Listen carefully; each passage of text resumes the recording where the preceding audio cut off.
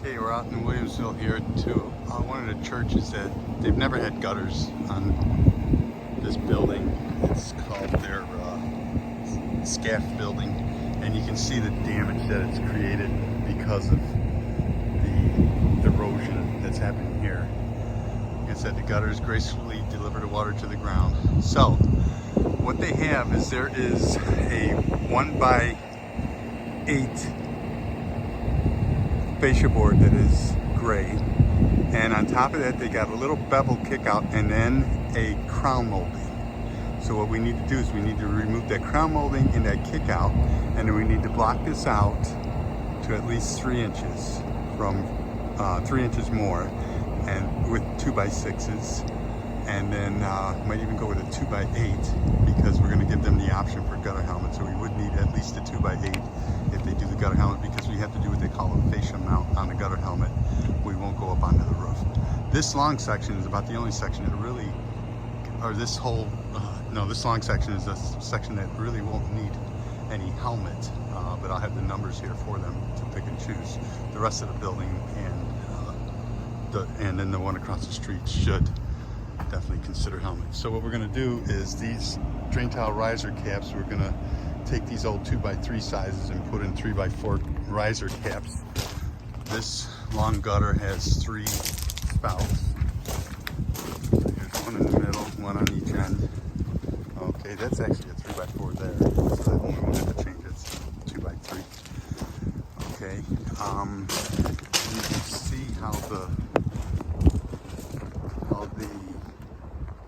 so I can zoom in here.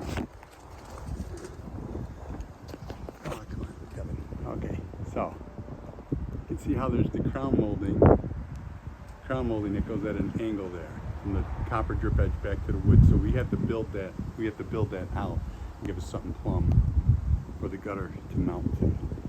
So that has to be done before the gutters go on. And then of course we're going to put the 6-inch seamless. It'll be a triple crown and triple cove, which is, like the cove molding that they have here that we're taking off. Looking gutter that everybody have a picture of. Okay, here's where they're, from this gutter on forth, is where their leaves are going to be a problem. They can invest all the money they want into here, but if they got to clean them out like the house across the street 5 or 6 times a year, sometimes it's not worth the investment. Just keep rebuilding the foundation. So everything's here. This gutter that is perpendicular to Cayuga is going to drop into the lower gutter there, and then the gutter that's parallel with Cayuga is going to end up with a downspout on the end, because there is no risers, there's no drain tiles in the ground here, and then we'll just put a short extension to lead down to lead out here for the water to travel. These sections here, there's an existing section. I got another video that's opposite above this glass that we got to do some rearranging of their downspout. But where these little copper snow slide sections are, there's no gutters at the bottom of them. And that's why we have to fascia mount the helmet too, because we don't want to attach to that copper snow slide protection. It'll be nice too, because if you put the gutter on it and the snow comes ripping off, it's going to grab the gutter, but with the gutter helmet on it, they can't do that. And once you understand how it works, it'll make sense. So this gutter, this longer gutter here, will have a downspout on the left. There's a riser right behind the corner here. This short gutter above the awning is going to end up with a hole on the right of the gutter, and then above that, the long gutter is going to have its downspout, which we're going to funnel together, and there's a riser just to the left of that window, between the awning and the window. And then this, we're going to crown that long gutter and put a downspout into the lower gutter here. Yeah, so we're going to do the lower gutter here, and we're going to drop a downspout into that lower gutter, and then that lower downspot's going to come here. We're going to need to bring some elbows or whatever to get this thing, it's a black flex pipe, to get this thing connected down here.